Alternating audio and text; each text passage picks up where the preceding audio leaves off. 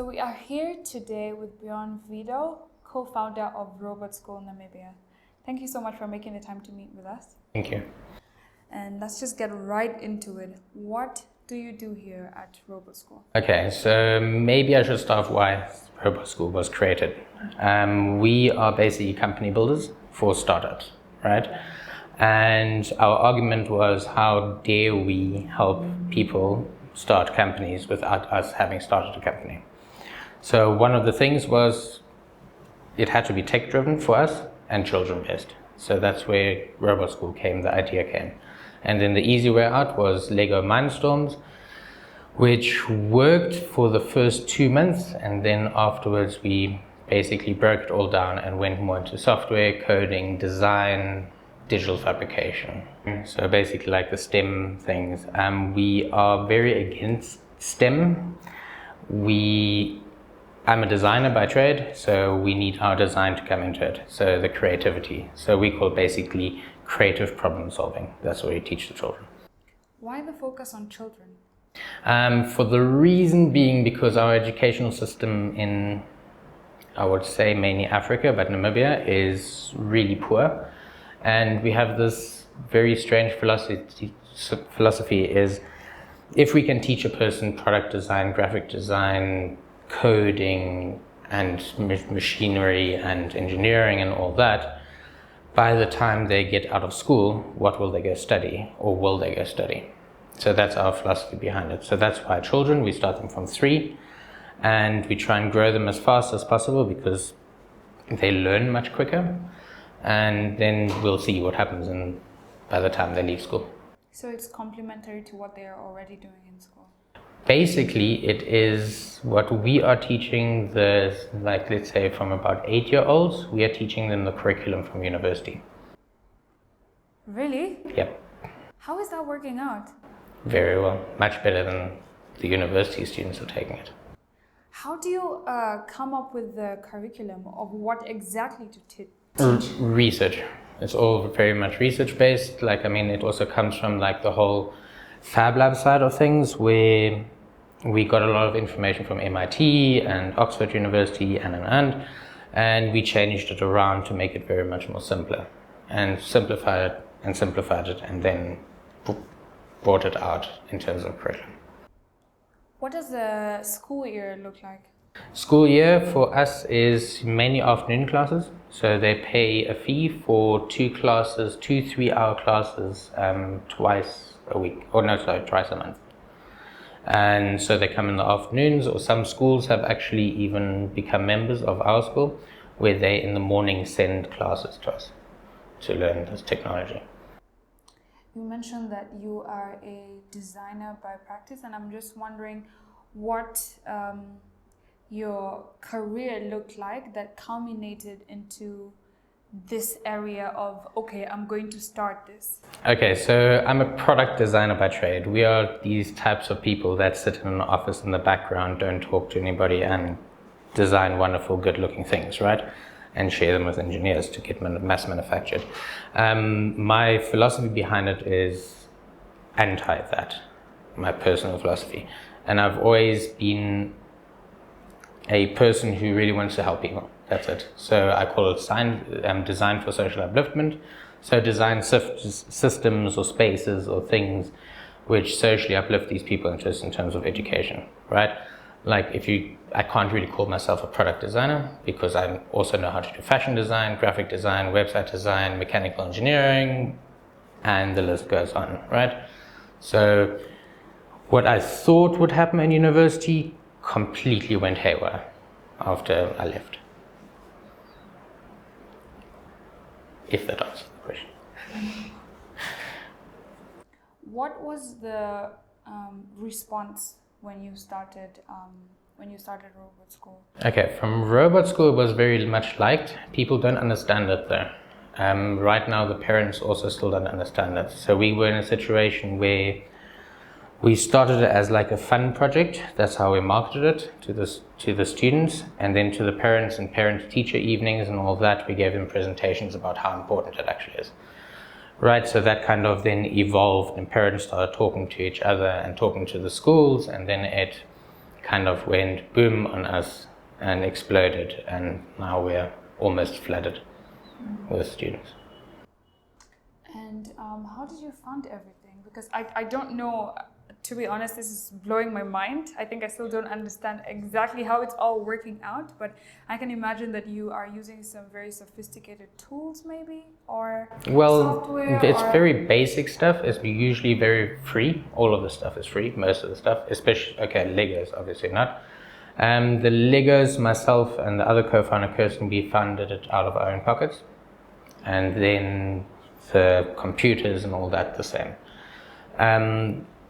There was always discussion about us trying to get an investor. Like, a lot of people try to push us. A lot of investors also try to push us to get them to invest into the school. We are for and anti-investment, right? There are two ways about it. Like, the one thing, what we don't want to do is have a person tell us how to do things, because we kind of know in terms of groundwork, in terms of opening new schools around Africa, no, that's where the investor will be valuable. So our argument was always like, if we would choose to get an investor, then it would have to be the right investor. It would basically become a family member of ours. And we haven't found that investor yet. How do you think learning robotics and coding and software engineering and so on is helpful or useful on a day-to-day basis for the kids? Look, I mean, one of the main reasons we're doing it, because we're realizing that it is the language of the future, code, right? So that's the one side, and then the engineering side is kind of the other side of the thing. Then ethics can be over that. If you can teach them both these sides, and then the parents hopefully teach them the ethics behind it. With us, we also did quite a lot with like ethical hacking programs and those sort of things. Then they are kind of more ready for what they're going to be hit with in the future. Yes, Africa is probably in the third industrial revolution, where we're in the fifth industrial, the world's in the fifth industrial revolution. So if they're not ready to get into the fourth industrial revolution by the time they're out of school, right? They're lost case. They're losing battle. I'd be very curious, you touched a bit on your university days, but what happened afterwards? You also started Fab Lab. What was the journey with that? Because it's not here right now, and I'm just curious about... So basically what happened with Fab Lab is we were in South Africa, myself and Kirsten, the other co-founder, we were both in film. So I was a set builder, she was a fashion designer. And we kind of got together, and I had to move here for work, because in South Africa, unfortunately, product design wasn't up and coming back then. And I came here, I actually was a kitchen designer for a while, which was the most soul-destroying job I've ever had. And then Kirsten said, hey, I'm going to follow you up. She moved up here, and then we said, what are we going to do? And both of us always said, we want to help people. So then we said, well, let's try this makerspace idea, right? And let's do a Fab Lab, because the name is kind of out there globally. So it's a licensed No, it's like Fab Labs are free, right? Okay. It's just an idea. You just need to find funding, and then it gets supported. And then, we wrote concepts and proposals that came out over years, went fundraising for about 2 years. And then eventually met a really interesting minister who said, okay, bang, here's your money, along with the German government, the GIZ. And they then built the building. And we then went operational with 7 million Namibian dollars. This includes building, machinery, the entire thing, and staffing for about 7 years. And then we changed the entire startup ecosystem in Namibia. That was very interesting, but yeah. And then what happened? Why did it run out? Politics. One, lack of funding. I think a lot of makerspaces and innovation hubs have that problem, mainly because the communities, they see the value in it, but they don't see that these things need to be funded, right? In terms of a makerspace to be a sustainable entity, right, is almost impossible to do because you have to give out your services for free. And if you then need to say, okay, fine, to make it sustainable, then make products, you're then two people, right? Either you're in high-end manufacturing of goods and selling them, or you're helping people. You can't do both at the same time. We've tried many times and it didn't work. So that was one of the problems, and we tried to do fundraising and it just didn't work out. And then eventually the university also changed heads and they tried to make the Fab Lab academic. And out of this interview, you can probably see that I'm an anti-academic. So then myself and Kirsten walked out. Okay. And then right afterwards, you had the idea for the robot school? Yeah, then we said, okay, fine, we'll open the robot school. And there are two other branches. So Kirsten is working in a kind of private equity investment foundation, and I've got a consultancy. Okay. So, and with the consultancy, you consult startups and help them build their business? Consult startups, help them build their business, build maker spaces, and yeah. And then the proof, basically the proof business that you are an entrepreneur yourself was the robot school, where you said, okay, let's start our own business. Basically. As one. So the thing is, this is something with company builders. Everybody, because now it's like the in thing to be, right? Or opening an incubation center or something like that. No offense, like this is the worst job ever on this planet. But because it's such an in thing, everybody is just jumping towards it and like giving really bad advice to startups. And we didn't want to do that. We kind of thought how to like where to go, what to do. We've got a big network around where we always ask advice from. But what does it really mean to go and get registered for Social Security and get your employees registered for Social Security? What's the step-by-step process, right? The same as how do you calculate income tax? It's those sort of questions that we started asking ourselves. It's like, wow, okay, how do you do a trademark? Those are things that people don't really know, and if you ask an average company builder how do you do it, they also won't know. But if you're a company builder, you need to know those things. So that's why we did this. And then you set up the robot school as a for-profit enterprise? Yeah, this is its own company. Okay, and is the business model working out? The business model is working out. I mean, after 1.5, I think we're 1.5 years old now, we've got broken even, so that's great. Okay, myself and Kirsten don't take salaries at all, but the two staff do. And now what we've decided is that, because we also don't want to carry this on for the next 10, 20 years, right? We might not. We don't really know what's going to happen in our lives. So we want our employees to eventually own this place. So we said, okay, fine, we're going to create vesting schedules to where they actually own shares into it. That's happening at the moment. And then they become primary shareholders of this place. And then if we say, okay, fine, we want to move somewhere to anywhere else, we want to open a robot school, maybe what we'll do is still keep it combined or not, we don't know yet. Wow, so you created a social exit strategy that you're slowly implementing. Well, yeah, because we don't want to deal with this stuff. If we are these types of people, as soon as we get really sick with something, we want out. Yeah. So instead of letting something die, like unfortunately what happened with Fab Lab, is we said, okay, fine, let's actually get other people to run it and make it work. Do you have plans for scaling it and expanding it? For scaling Robotschool, yes, there's a lot of talk to open another one in Cape Town. In the rest of the country, we don't know yet because the population is very small, right? So as an example, Namibia's population is 2.3 million around there now. That's the population of Cape Town. So in terms of getting students in, it becomes a question, right? The other question is also how many schools are interested in it. How are the policies, the educational policies being written? Mm-hmm. So as an example, do they have budget or not? Yeah, do they have budget or not, or something like that. I mean, if this country would be really clever, they would say, okay, fine, Bjorn, open one school in every single town we will make it a rule that every school needs to send your kids there, and then you scale and we'll bring it into our fees like that in South Africa. South Africa right now, you have to teach, in primary school, you have to teach the students IT. So it's just to advance everything, right? Where over here, I don't even know if the politicians know what coding means.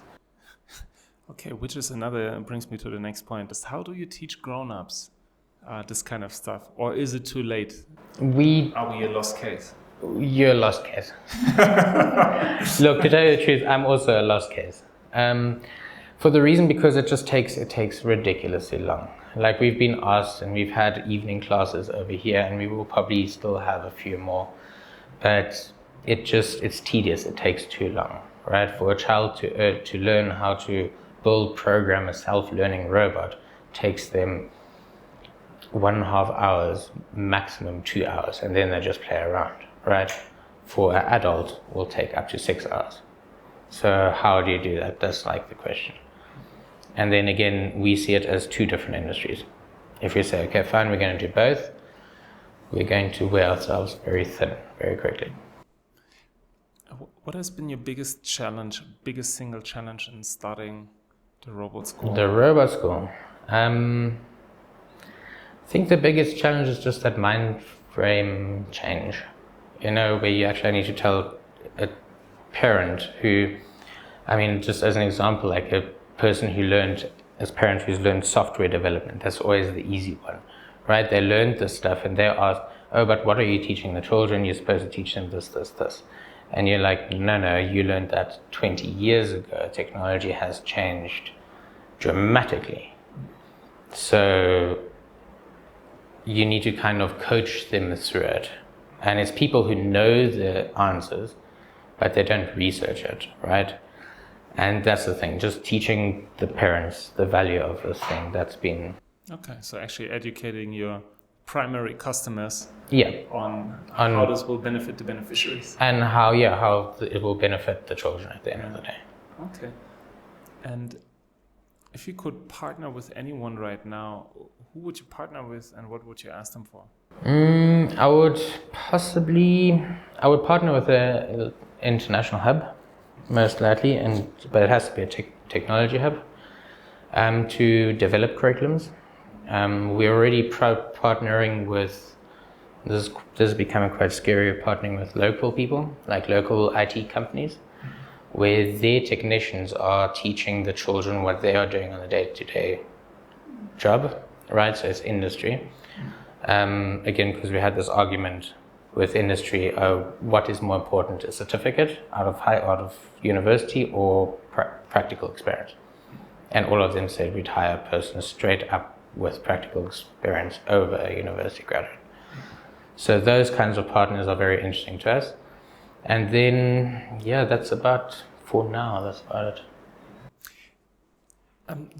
Just out of curiosity, and I know that the robot school and everything you do, it sounds very practical. You design problems, you let the children find the solutions for these problems. I'm still wondering, do you think it needs an additional push for these young people to actually become change makers in the real world and then design solutions to real world problems outside of this space? Or do you think this space will be enough to enable them to go out and actually add value in society? Look, this is eventually where I think it'll come to. The beautiful thing with the mind of a child is it's incredibly innocent, right? They don't have any barriers. So if you give them a problem of, okay, fine, move or distribute these 20 Legos in a straight line, then you've basically built a robot that can do farming, right? As an example. So it's again this thing of solving the problem, that sort of relationship, but also the question of how do you solve the problem and what can you do further in terms of that, right?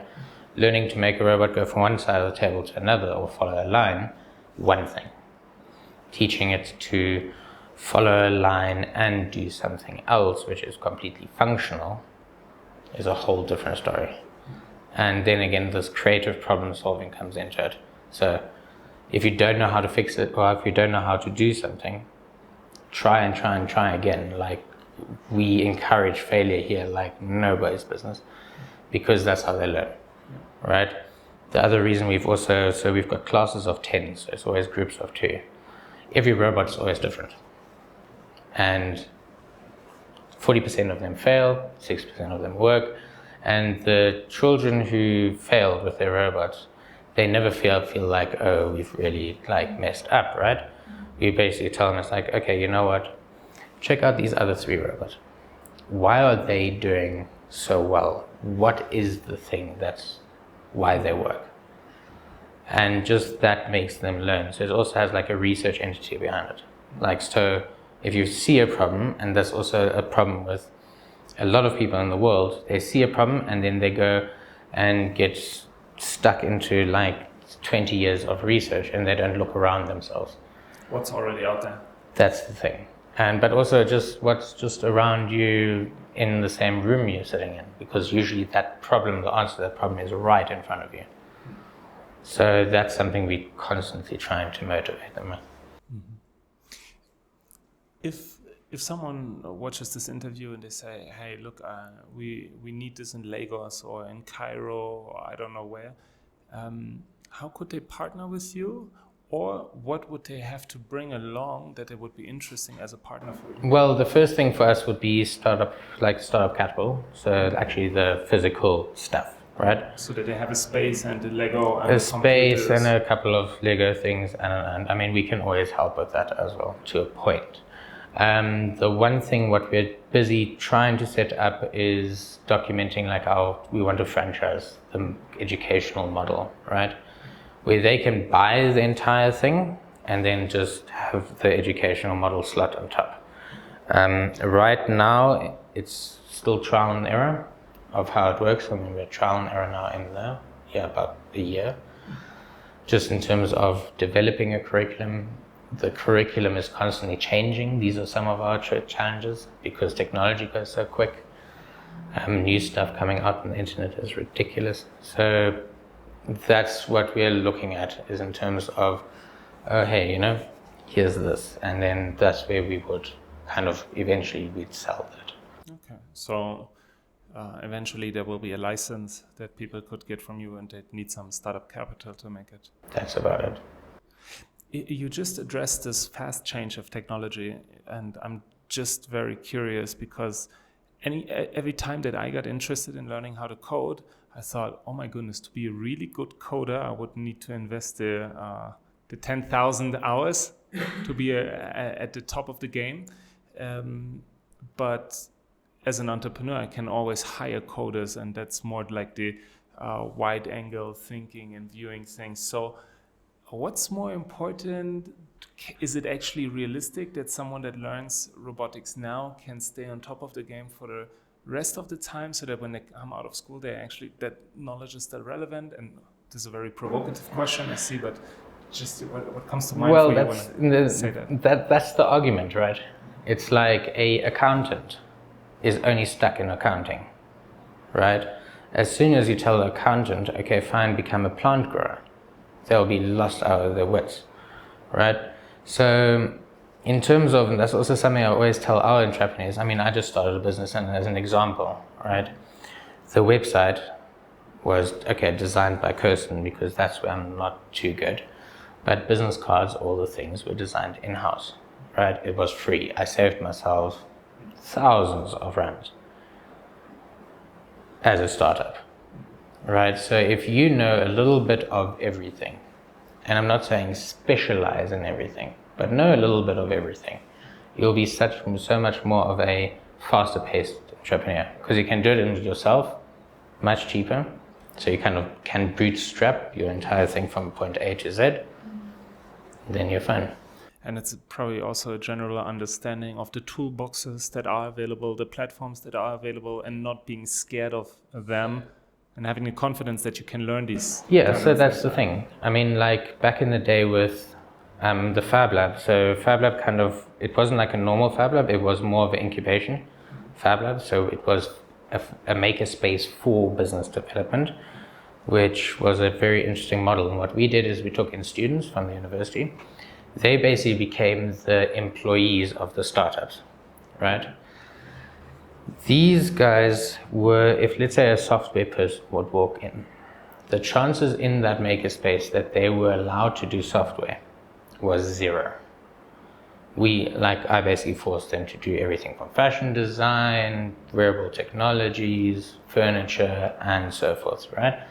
So by the time the two people that I employed here at Robotschool, they are two ex-graduates, like Fab Lab graduates, and they know a little bit of everything, right? They know how to build a chair. They know how to they actually built these tables and the pods, right? They made the signage. They designed the website, and it carries on. So they kind of become a multidisciplinary kind of person specializing in software, which is to me like very important. It's much more important than just getting stuck as an accountant. That makes a lot of sense for me. I'd be curious, you had this company builder that you set up, or as a consultant, you work for startups, then you decided to start your own business. Now my question would be, has this helped you in your other business, in your company building business? Yeah, very much. What were the biggest changes? Just in terms of how, like, as an example, the tax laws work. That to me was something like a hard lesson I learned. I mean, creatives hate numbers and we hate anything to do with systems, right? That's what creators just doesn't work. And as soon as now you need to start figuring this thing out and actually having employees, then keeping your employees happy. How do you do that? Like, do they get contracted and kind of slave driven, or are they kind of free, right? So those are like those parts. And then also in a level of kind of just, seeing things differently in terms of, hey, now you need to make money, right? You need to pay yourself a salary. How are you going to get in jobs? How are you going to get your marketing done? Networking, I'm not a networker at all. And all of a sudden, I started going to events to actually do networking, right? And you start phrasing the way you talk completely differently. So that is interesting. I mean, now you started this robot school, and apparently very successful. You say you're booked out, basically. Well, it's like, pretty much, almost booked out. How do you? So you start this new business. It becomes relatively successful in terms of demand and creating solutions and all this. Then in your other business, in your consulting business, how do you attract clients there? And what is the business model behind this company builder or your consulting services? Look, the consultancy thing was just based more on the stuff I know. So it's all the back-end Fab Lab experience of like, how do you set up a makerspace? What's the curriculum you use in a makerspace? Which kind of person do you train to get into the makerspace to be the future mentor, all those sort of things. And that's the one side of the thing I've been doing quite a lot. So it's contractual work. Then eventually it becomes innovation systems. So if a bank needs a thinker, right? So it's experience based. Okay, so it's a consultancy. It's a consultancy. Yeah. Okay, my final question would be, what would be your advice to a young Namibian today? Learn. Just keep on learning and don't be scared of what you learn, just learn everything. There's so much out there. I mean, in terms of materials, there are millions of them. And if you're a product designer, as an example, or engineer, learn all of them, because then you know more. But then also learn every other discipline that you have interest in. Thank you so much for sharing.